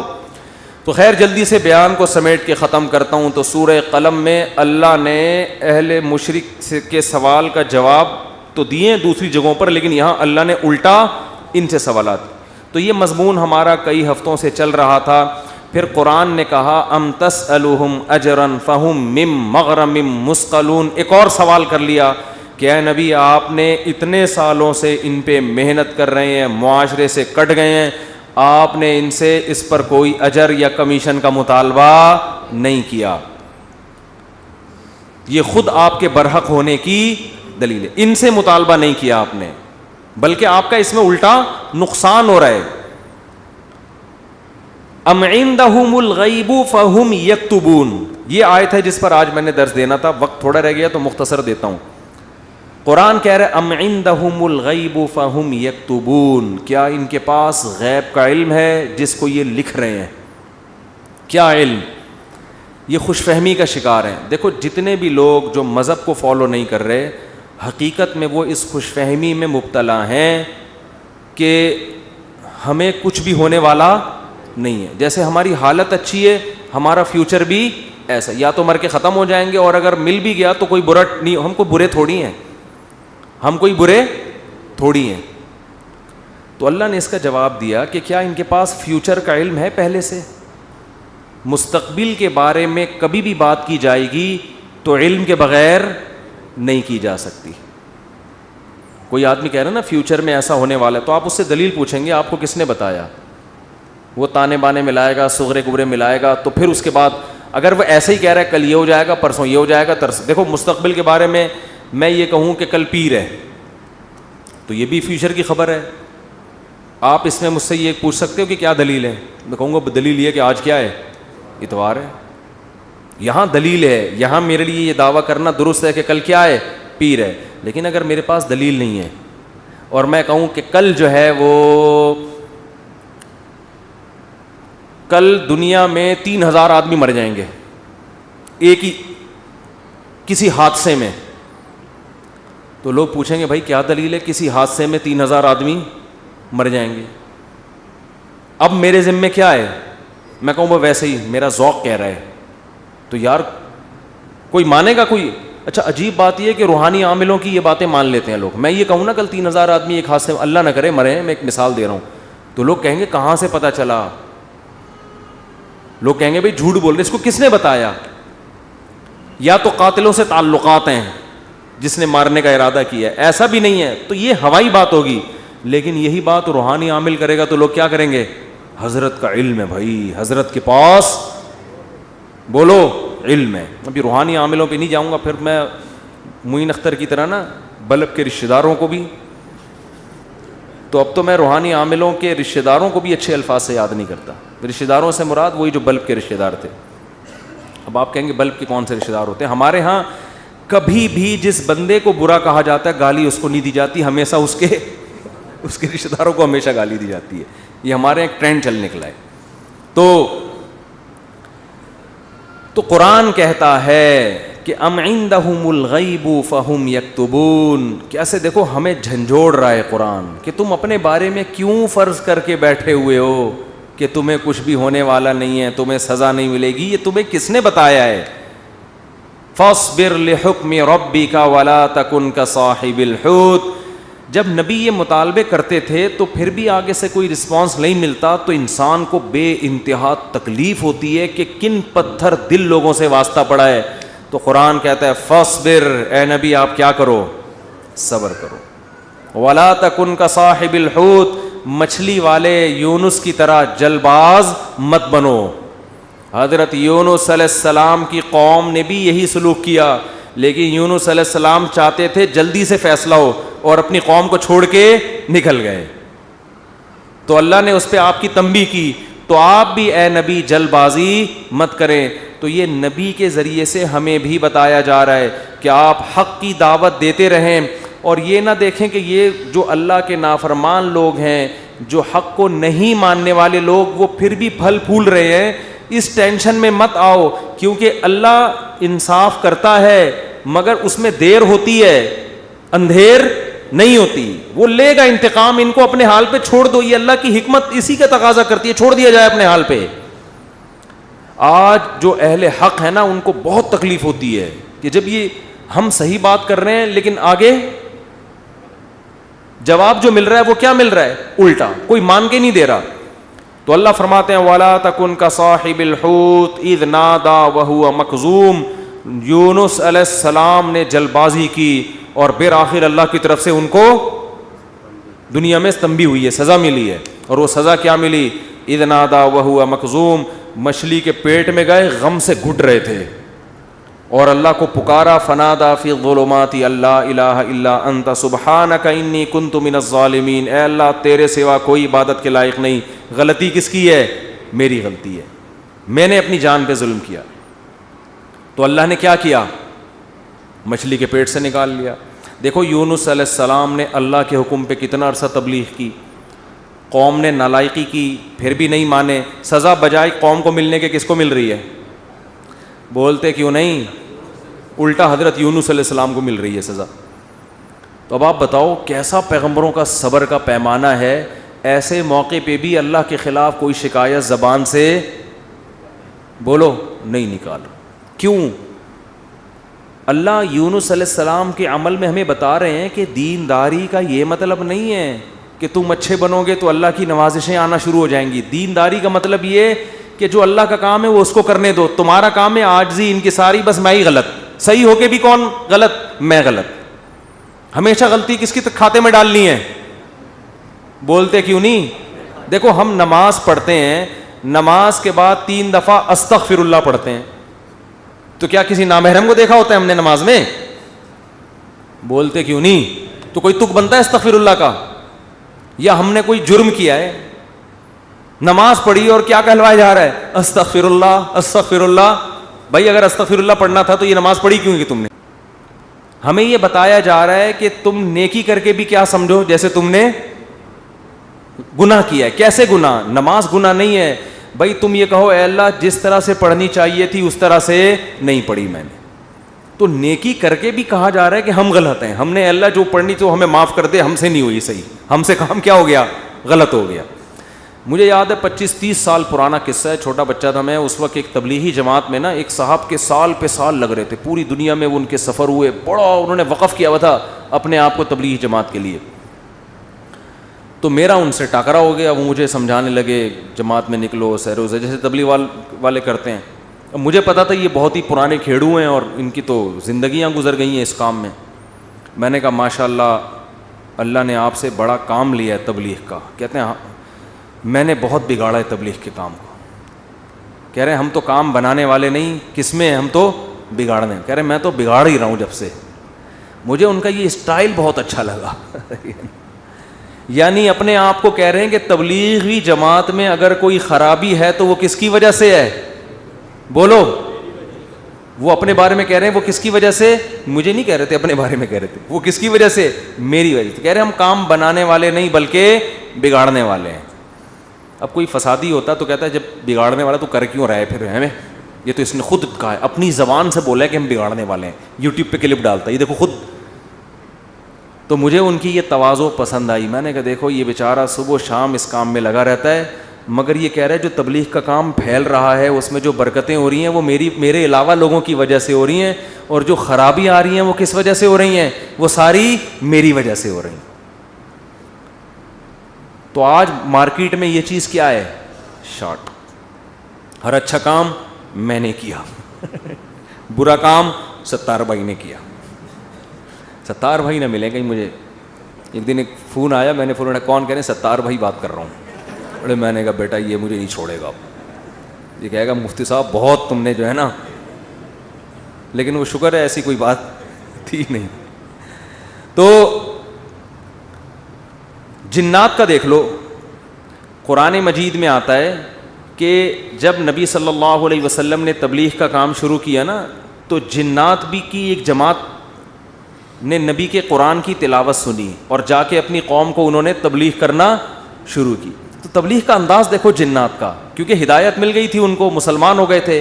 تو تبلیغ کیسے کر رہے ہیں کہ بھئی دیکھو دنیا میں کوئی بڑا کام ہوا ہے, ہمارا آسمانوں پہ داخلہ بند ہو گیا, انا لا ندری, ہمیں نہیں پتا, اشر ارید بمن فی الارض, کہ جو اللہ نے محمد صلی اللہ علیہ وسلم کو دنیا میں بھیجا اور شیاطین کا اوپر جانے کا سیٹ اپ بند کر دیا, ہمیں نہیں پتا کہ زمین والوں کے ساتھ شر کا ارادہ, کیونکہ بعض دفعہ اللہ پیغمبروں کو بھیجتے ہیں حجت تمام کرنے کے لیے تاکہ حجت تمام ہو اور پوری قوم کو تباہ کر دیں, تو شر بھی ہوتا ہے نا اس میں.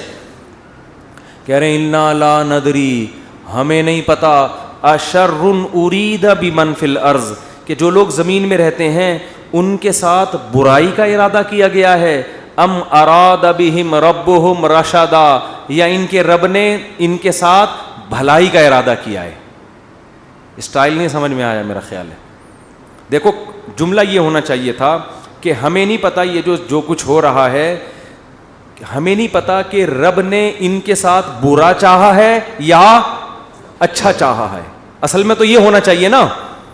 لیکن جنات کیا کہہ رہے ہیں, آج کل تو انسان اتنے سمجھدار نہیں ہے جتنے اس زمانے کے جنات سمجھدار تھے یار. جنات یہ نہیں کہہ رہے کہ ہمیں نہیں پتا کہ اللہ نے انسانوں کے ساتھ برائی کا ارادہ کیا ہے یا اچھائی کا, یا تو یہ کہنا چاہیے تھا, یا جنات کو بالکل اس کے الٹ کہنا چاہیے تھا کہ ہمیں نہیں پتا کہ زمین والوں کے ساتھ برائی کا ارادہ کیا گیا ہے. کر کون رہا ہے یہ نام نہیں لے رہے, ہم ہائی لائٹ نہیں کر رہے. انسانوں کے ساتھ برائی کا ارادہ کیا گیا ہے یا اچھائی کا ارادہ کیا گیا. دونوں پیسو وائس ہوتے ہیں, ایکٹیو پیسے کا فرق تو پتا ہوگا نا. بھائی اس نے مارا ہے, وہ مارا گیا ہے. جب ہم کہتے ہیں ہی از کلڈ, وہ مارا گیا ہے, تو مارنے والے کو ہم شو نہیں کر رہے ہوتے. فاعل کا نہیں پتا ہوتا, سبجیکٹ کا نہیں پتا ہوتا کہ مارنے والا ہے کون. سمجھ میں نہیں آ رہی. تو قرآن کہہ رہا ہے, ہونا یہ چاہیے تھا کہ جنات یا تو شر اور خیر کا ارادہ کرنے والے کا نام نہ بتاتے کہ کون ارادہ کر رہا ہے, بلکہ دونوں کو پیسو وائس میں لاتے کہ ہمیں نہیں پتا کہ زمین والوں کے ساتھ برائی کا ارادہ کیا گیا یا اچھائی کا ارادہ کیا گیا. یا تو یوں کہتے, اور اگر سبجیکٹ کا ذکر کرتے تو یوں کہتے ہمیں نہیں پتا کہ رب نے زمین والوں کے ساتھ برائی کا ارادہ کیا ہے یا اچھائی کا ارادہ کیا ہے. لیکن جنات اتنے ہوشیار, جب اچھائی کا تذکرہ آیا تو رب کا تذکرہ کیا, برائی کا آیا تو سبجیکٹ کو کیا کر دیا, حذف.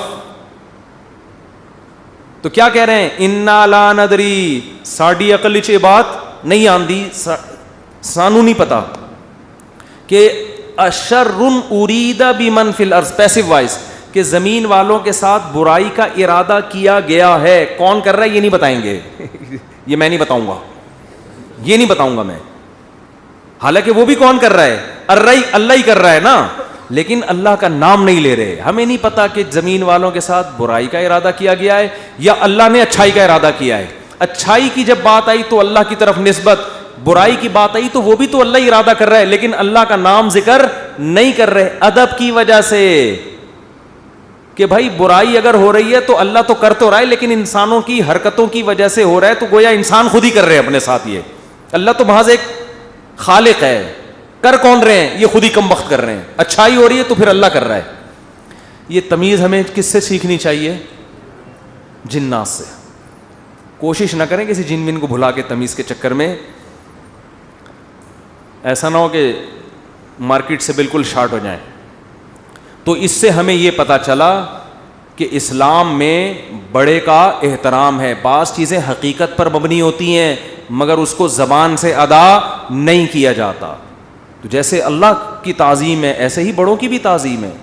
حدیث میں آتا ہے آپ صلی اللہ علیہ وسلم نے فرمایا جو ہمارے بڑوں کی تعظیم نہیں کرتا وہ ہم میں سے نہیں ہے. تو جب کوئی برائی کی نسبت کسی بڑے کی طرف کی جائے تو ابا کا نام لے کے نہ بتایا کرو یہ سب کچھ ابا نے کیا ہے. بولو بھائی یہ ہمارے گھر میں ہوا ہے, ٹھیک ہے نا, یہ ہمارے گھر میں. بولتے کیوں نہیں؟ مثال کے طور پر اس دن ابا ایسے پھل لے کر آئے جس کی وجہ سے بچوں کو ڈائریا ہو گیا. اتفاق سے اس دن ابا سڑے ہوئے پھل لے آئے سستے کے چکر میں. ابا ایسے کام کرتے رہتے ہیں مارکیٹ میں. اب بچے لیٹے ہوئے ہیں تو اب بیگم کو چاہیے یہ نہ کہے کہ انہوں نے ڈائریا پھیلایا ہے بلکہ کہے ہمارے گھر میں ڈائریا پھیل گیا ہے.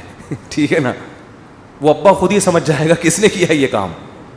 پھل کی طرف نسبت کرتے ہیں, ان پھلوں نے بیمار کیا ہے. نسبت بولو, بچے بھی یہ نہ کہیں ہمارے ابا نے ہمیں بیمار کیا ہے بلکہ بچے یہ کہیں ان پھلوں نے ہمیں, بلکہ پھل سے ابا سمجھ جائیں گے اصل میں مجھے چھیڑ رہے ہیں بس ابا ہو گئے بیمار. آج کل ادب تمیز مارکیٹ سے بالکل شارٹ. ایک آدمی کو کرونا ہوا اس کے بعد اس کی بیوی کو بھی ہو گیا. مجھے بار بار آ کے بتا رہے میری بیوی کہہ رہی آپ کی وجہ سے ہوا ہے مجھے بھی. اب دیکھو اس آدمی کو تو ٹینشن ہوگی نا یار, وہ ہو گیا اللہ کی طرف سے ہو گیا. نہیں پہلے آپ کو ہوا تھا تو آپ کی وجہ سے کس کو ہوا ہے مجھے. اسی طرح شوہر بھی بیوی پہ بلی ڈال سکتا ہے تمہیں ہوا تھا تمہاری وجہ سے مجھے ہوا ہے. بھائی کس کی وجہ سے ہوا ہے, بس اللہ کی قدرت ہے, ہو گیا. چھوڑو وہ کون گلے ملا تھا آپ سے, کس نے آپ کی طرف منہ کر کے چھینکا تھا. ہم ایسے بہت سے لوگوں کو جانتے ہیں جو ٹی بی کے مریضوں کے ساتھ چپک کے انہوں نے زندگی گزاری, خدمت کی, مگر ان کو ٹی بی نہیں ہوئی, اور 2 گھر چھوڑ کے جو بندہ بیٹھا ہوا تھا اس کو ہو گیا. تو آج کل نا یہ تمیز مارکیٹ سے شارٹ ہو رہی ہے. بڑے چھوٹے کا ادب کیا ہو رہا ہے, ختم. فوراً بلی ڈال دیتے ہیں اس نے کیا یہ. تو اگر کیا بھی ہو بھائی نسبت مت کرو, تقدیر کا حصہ بھائی ہو گیا ہمارے ساتھ. قرآن دیکھو ابراہیم علیہ السلام کیا کہتے ہیں, وَإِذَا مَرِضْتُ فَهُوَ يَشْفِينِ. کیا خاندانی کلام ہے یار. حضرت ابراہیم کہہ رہے ہیں جب میں بیمار ہوتا ہوں اللہ مجھے شفا دیتا ہے. حالانکہ بیمار کون کرتا ہے, وہ بھی تو اللہ ہی کر رہا ہے نا. تو کہنا تو یہ چاہیے تھا کہ اللہ ہی بیمار کر کے اللہ ہی مجھے ٹھیک کر دیتا ہے. تو سوال ہے اس میں اللہ کی تعریف کی کیا ضرورت ہے, بیمار بھی تو اسی نے کیا تھا. لیکن اللہ کی حمد و ثنا کر رہے ہیں, بیمار تو میں ہو جاتا ہوں, شفا کون دیتا ہے, اللہ. تو یہ ادب تمیز سکھایا جا رہا ہے کہ انسان کے بچے بن کے زندگی گزارو, بڑے چھوٹے کا ادب کرو. القابات بھی بڑے چھوٹے کے لیے الگ الگ ہونے چاہیے. تو خیر قرآن کیا کہتا ہے, اے نبی فصبر, آپ نے کیا کرنا ہے, صبر کرنا ہے. تو ہمیں بھی ترغیب دی جا رہی ہے کہ ہم یہ نہ سمجھیں کہ ادھر ہم دعوت دیں گے ادھر فوراً لوگ ہماری دعوت پر لبیک کہیں گے. جس کو جو بات سمجھائیں گے 2 منٹ میں اس کی سمجھ میں وہ بات آ جائے گی اور وہ بالکل ہمارے نظریات کے مطابق ہو جائے گا, اور اس طرح ہم ہنسی خوشی زندگی گزاریں گے. لوگ یہی کہتے ہیں, پھٹے اسی پہ ہوتے ہیں نا. باپ کہہ رہا ہو یار میں بیٹے کو سمجھا رہا ہوں, کم وقت کی سمجھ میں ہی نہیں آ رہا. بیٹا کہتا ہے ہم ابا کو سمجھاتے ہیں, ابا کی سمجھ میں نہیں آ رہا. شوہر بیوی کو سمجھا رہا ہے, اس کی کھوپڑی میں نہیں آ رہا. بیوی شوہر کو سمجھا رہی ہے, اس کی کھوپڑی میں نہیں. اپوزیشن حکومت کو سمجھا رہی ہے, حکومت کی سمجھ میں نہیں آ رہا. حکومت اپوزیشن کو سمجھا رہی ہے, اپوزیشن کی سمجھ میں نہیں آ رہا. تو اگر دنیا میں جو بات سمجھائی جائے, میں کب سے کیا کیا سمجھا رہا ہوں سمجھ میں آ رہا ہے, کب سے کیا کیا سمجھا رہا ہوں سمجھ میں نہیں آ رہا. تو اگر ایسا ہی دنیا میں نظام ہو جائے کہ ادھر سمجھایا ادھر سمجھ میں آ گیا تو سب ہنسی خوشی زندگی گزارنا شروع ہو جائیں گے. وہ ایک شاعر ہے ہندوستان کا, ان کا نام ذہن سے نکل گیا, تراز کر کے آتا ہے, پتہ نہیں ایچ ایم تراز ہے, کچھ ایم تراز کر کے آتا ہے, بڑے زبردست شاعر ہیں. میں نے جب ان کی ایک دفعہ شاعری سنی نا تو مجھے بڑا, اس لیے نہیں کہ مجھے نہیں پتہ کیسے آدمی ہیں, اچھے ہی ہوں گے, لیکن مجھے اردو سے لگاؤ ہے, محبت ہے. تو ہندوستان کے شاعروں میں بڑی زبردست شاعری ہے اردو کی نا. تو میں نے جب اس بندے کی شاعری سنی میں نے کہا یار یہ 2014 کی بات ہے. میں نے کہا اس بندے سے ملاقات کا دل چاہتا ہے, اس نے اردو پہ بڑی محنت کی ہے. تو اللہ کی قدرت, یہ جو عمرہ ہے نا, عمرہ یہ مسلمانوں کے لیے بہت بڑا ایک ذریعہ ہے آپس میں کمیونیکیشن کے لیے. یہ میں نے انگریزوں کی کتاب میں یہ بات پڑھی ہے, گوروں نے لکھا ہے کہ مسلمان سائنسدان جو بہت بڑے بڑے حکیم بنے نا, جنہوں نے جڑی بوٹیوں پہ ریسرچ کی, اس کی ایک بہت بڑی وجہ مسلمانوں کا حج ہے. کیونکہ حج کرنے کے لیے کہاں کہاں سے, ساؤتھ افریقہ سے اور کہاں کہاں سے دنیا سے لوگ آتے تھے. وہ پیدل جنگلوں سے گزرتے اور اس میں جڑی بوٹیوں پہ تحقیق کرتے تھے. آپ ذرا حکیموں کی, پرانے حکیموں کی کتابیں پڑھیں نا, ایسے ایسے جڑی بوٹیوں کے خواص لکھے ہیں, آدمی کہتے ہیں انہوں نے ان کو یہ پتہ کہاں سے چلی.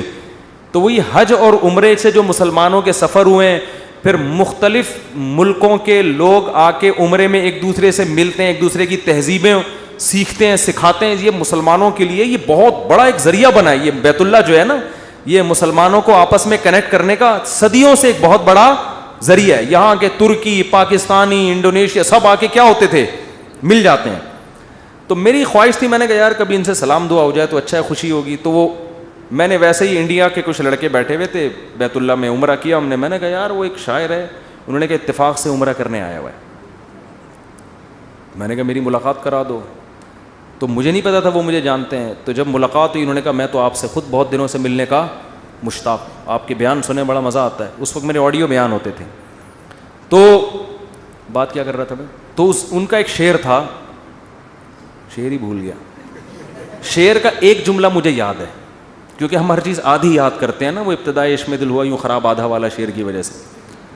تو اس نے کہیں اپنی محبوبہ کا, شاعر نے تذکرہ کیا ہوگا کہ وہ کہیں چلی گئی, یوں ہو گیا, ٹینشن میں آ گیا. تو اس نے لکھا یہ انہونی نہیں ہوتی تو پھر ہونے کو کیا ہوتا, یہ انہونی نہیں ہوتی تو پھر ہونے کو, یعنی دنیا میں کچھ عجیب سے کام ہوتے ہیں تو پھر ہوتا ہے نا کچھ نہ کچھ, تو آدمی انجوائے کرتا ہے کچھ ہوا ہے. یعنی اگر شاعر کا تخیل بیان کر رہا ہوں, ایسا نا اب اس شاعر کو کہیں کون سی معشوقہ تھی تمہاری مارکیٹ سے شارٹ ہو گئی, مفتی صاحب نے ہمیں بتایا, شاید ہم پولیس بھیج کے. اس شاعروں کا کلام کا کچھ بھی مطلب نکالا جا سکتا ہے. محبوبہ کے بجائے کچھ وسیم بھائی کو ڈال دو, ستار بھائی کو ڈال دو, وہ ٹینشن نہیں ہے. تو شاعر کے کلام کو کبھی الفاظ کو نہیں پکڑا جاتا, اس میں ہر آدمی اپنے حساب سے اس کا مفہوم بیان کر رہا ہوتا ہے. تو ہم نے اس کو اپنے حساب سے اس شعر کو لیا کہ دنیا میں کچھ ہونے کے لیے کچھ انہونیوں کا ہونا, بولو, ضروری ہے. سمجھ رہے ہو؟ دیکھو بعض لوگ کچھ کر کے موسٹ وانٹیڈ بن جاتے ہیں, تو وہ اسی کو انجوائے کرتے ہیں. کہتے ہیں اگر یہ نہ ہوتا تو ہم موسٹ وانٹیڈ, وہ کیا ہے, بدنام جو ہوں گے تو کیا نام نہ ہوگا. نام پیدا کرنے کے لیے بدنام ہونا بھی ضروری ہے. تو اس نے کہا یہ انہونی نہیں ہوتی تو پھر ہونے کو کیا ہوتا. تو میں یہ کہہ رہا ہوں اگر یہ ٹینشنیں دنیا میں نہ ہو تو ہونے کو کچھ ہو ہی نہیں. آپ نے بیگم کو بات سمجھائی, سمجھ گئی. اس نے آپ کو سمجھایا, آپ کی سمجھ میں فوراً آ گیا کہ یہ کیا کہہ رہے. آپ نے اپنے بچے کو ایک دن کچھ سمجھایا, اس کی سمجھ میں فوراً آ گیا. تو گالیاں ہوتی دنیا میں پھر کوئی بلب کے رشتہ داروں کو گالیاں دیتا, بولو نا. تو خیر اور شر کا مقابلہ کیا ہو جاتا, ختم. پیغمبر امتیوں کو سمجھاتے, 2 منٹ میں بات سمجھ میں آتی. نبی آ کے سمجھاتے, بھئی یہ 360 بت پتھر کے بنے ہوئے تم نے رکھے ہوئے ہیں, یہ غلط ہیں. وہ کہتے ہیں او اچھا, یہ تو بالکل صحیح کہا آپ نے. ہم اپنے ہاتھوں سے اپنے خدا کو بناتے ہیں, یہ بننے میں ہمارے محتاج, تو بھلا یہ ہماری مدد کیسے کریں گے. بات تو کلیئر تھی نا 2-4 کی طرح, مگر ان کی کھوپڑی میں نہیں آئی ہے. 10,000 کا لشکر لے کے مکہ پہ حملہ ہوا ہے, خون بہے ہیں, عورتیں بیوہ ہوئیں, بچے یتیم ہوئے. اتنی سی بات سمجھانے کے لیے 23 سال کی ٹینشن ہے, پھر جا کے بھی سمجھ میں پھر بھی نہیں آئی. پھر مکہ فتح ہوا تو نبی نے بیت اللہ کے اندر 360 بت گرائے اپنے ہاتھوں سے, وہ بھی طاقت کے زور سے سمجھ میں آئی ہے, ورنہ پھر بھی نہیں آئی. اگر یہ حملہ نہ ہوتا تو آج تک 360 بت رکھے ہوئے ہوتے, آپ دلائل میں مناظرہ ہی کر رہے ہوتے, بحث ہی کر رہے ہوتے, کسی کی کھوپڑی میں نہیں آتی بات. تو بھائی اتنی بڑی حقیقت جب بحث سے کسی کی کھوپڑی میں نہیں آئی تو آپ کی بیگم آپ کی فرما بردار کہاں سے بن جائے گی, کیونکہ آگے اس کے پاس بھی دلائل ہوتے ہیں سمجھانے کے لیے. آپ اس کو جب سمجھاؤ گے شوہر کے یہ حقوق ہیں تو کہے گی کہ صرف شوہر ہی کے ہیں, بیوی کے نہیں ہوتے. اب کیا جواب دو گے آپ؟ اب یا تو 10,000 کا لشکر لے کے سسرال پہ حملہ کرو یہی ہوگا. 10,000 کا لشکر لے کے کیا کرو, سسرال پہ حملہ کرو, اپنے حقوق پاس کرواؤ. ایسا نہیں ہوگا. تو بس یہی ہے کہ آپ نے سمجھایا, نہیں سمجھ میں آیا, اس نے سمجھایا, آپ کی سمجھ میں نہیں آئے, ہنسی خوشی زندگی گزارو. بولو یہ انہونی نہیں ہوتی تو پھر ہونے کو کیا ہوتا. تو اس لیے دنیا میں جو بھی ہو رہا ہے نا, اپنی ذمہ داری پوری کرو, اپنا الو سیدھا رکھو. جو اپنی ذمہ داریاں پوری کرو, باقی جو ہو رہا ہے ہونے دو, ٹھیک ہے نا. حکیم الامہ حضرت مولانا اشرف علی تھانوی رحمۃ اللہ علیہ ایک بات بہت زیادہ فرمایا کرتے تھے کہ جو چیز اختیار میں ہے اس میں سستی نہ کرو, جو اختیار میں نہیں ہے اس کی ٹینشن مت لو. اولاد بگڑ گئی, بھائی آپ نے کوشش کی سمجھانے کی, اب کنٹرول میں نہیں ہے, چھوڑ دو یار. ساری زندگی یہی ٹینشن نہیں, لوگ پالتے ہیں ٹینشن, میرا بچہ کیوں نہیں صحیح ہو رہا, میرا بچہ کیوں نہیں صحیح ہو رہا, میرا بچہ کیوں نہیں صحیح ہو رہا. چھوڑ دے یار اس کو اپنے حال پہ, چھوڑ دو اس کو اپنے حال پہ. یہ کیوں نہیں ٹھیک ہو رہا, وہ کیوں نہیں ٹھیک ہو رہا, یہ کیوں نہیں صحیح ہو رہا, عمران خان نے جو وعدے کیے تھے پورے کیوں نہیں ہو رہے. تمہارے اور کم ٹینشن ہے یار. تو اللہ پوچھ لے گا بھائی جو آپ نے وعدے کیے تھے پورے کیے کہ نہیں کیے. تو جو کام اپنی ذمہ داری میں, حتیٰ کہ کسی نے ان سے پوچھا کہ حضرت میرا نماز میں دل نہیں لگتا, خیالات منتشر رہتے ہیں. انہوں نے فرمایا نماز میں دل لگانے کی کوشش کرنا فرض ہے, دل لگنا فرض نہیں ہے. کوشش کرو, لگے ٹھیک ہے, نہیں لگے تو بھی ٹھیک, ہمارے اختیار میں نہیں ہے بھائی. جب نماز میں دل نہ لگنے کے بھی ٹینشن, کیونکہ اللہ نے کبھی ایسی بات پہ اللہ آپ کو نہیں پکڑے گا جو آپ کے اختیار میں نہیں ہے. ہمارے جامعہ دارالفتہ میں حضرت مفتی رشید احمد صاحب کے ایک مرید تھے کیا ہیں ابھی بھی, تو وہ نماز میں ان کو نیند بہت آتی تھی, ویسے جاگتے رہتے تھے, ادھر نیت باندھی سو گئے, ادھر نیت باندھی کھڑے کھڑے سو رہے ہوتے تھے, سردے میں گئے اٹھ ہی نہیں رہے, کونی مار کے اٹھاتے تھے ان کو, اڑو بھائی, اور ویسے ٹھیک ٹھاک پھر رہے ہیں. وہ تھے بڑے نیک, ان کو فکر تھی یار نماز میں دل لگانا چاہتا ہوں, اور نمازیں بھی ماشاءاللہ بہت پڑھتے تھے, تہجد کے پابند, لیکن جب کھڑے ہوئے سو جاتے تھے. تو ایک دن انہوں نے لکھا کہ حضرت میں ٹینشن میں آ گیا ہوں, میں نماز میں ادھر نیت باندھی اور ادھر آنکھ لگ گئی. تو فرمایا کوئی ٹینشن لینے کی بات نہیں ہے, نماز کا بھی پورا ثواب مل رہا ہے بھائی, نماز کا بھی پورا ثواب اور نیند کے بھی مزے, کیونکہ یہ آپ اپنے اختیار سے یہ نہیں کر رہے, یہ غیر اختیاری ہے. جان کر کوئی خراٹے لے رہا ہے نا کم بخت, نماز میں کھڑا ہوا ہے اور آنکھیں بند کر کے کوشش کر رہا ہے کہ میں سو جاؤں, یہ غلط ہے. بھئی آپ جاگنے کی کوشش کر رہے ہو پھر بھی نہیں جاگتے, کوئی ٹینشن کی بات نہیں ہے, اس سے نہ کوئی درجات میں کمی آئے گی. آج بہت سے لوگ کہتے ہیں نماز میں مزہ نہیں آ رہا, ہم کو نماز میں مزہ نہیں آ رہا. بھئی مزہ تو بریانی کھانے میں آئے گا مسالے والی, اس میں اگر نہیں آ رہا مزہ تو ڈاکٹر کو بتائیں پیٹ میں کوئی, پشاور میں گئے اور چپلی کباب کھانے کا مزہ نہیں آیا تو یہ پشاور کا فالٹ نہیں ہے, یہ آپ کے پیٹ کا فالٹ ہے. آپ چائے کے عادی ہو, آپ کوئٹہ اور چمن میں بھی آپ کو چائے پینے میں مزہ نہیں آیا تو چائے کا فالٹ نہیں ہے, آپ کو غلط چائے پینے کی عادت پڑ گئی ہے. سٹوں کی بھی بات بتاؤں چھوڑو رہنے. تو اسی طرح یہ تو بریانی ہے مسالے والی, نماز مزے کے لیے تھوڑی ہے, بریانی ہے مزے کے لیے. نماز تو عبادت ہے, آپ نے پراپر طریقے سے اپنی ذمہ داری پوری کرنی ہے. کبھی انسان کی طبیعت میں نشاط ہوتا ہے, بڑا مزہ آ رہا ہوتا ہے نماز میں, آنسو نکل رہے ہوتے ہیں, کبھی طبیعت میں ٹینشن ہوتی ہے, تو آپ اپنی ذمہ داری پوری کرو, ان چکروں میں مت پڑو کہ مزہ آ رہا ہے یا نہیں آ رہا. سمجھتے ہو کہ نہیں سمجھتے؟ اللہ تعالیٰ عمل کی توفیق عطا فرمائے.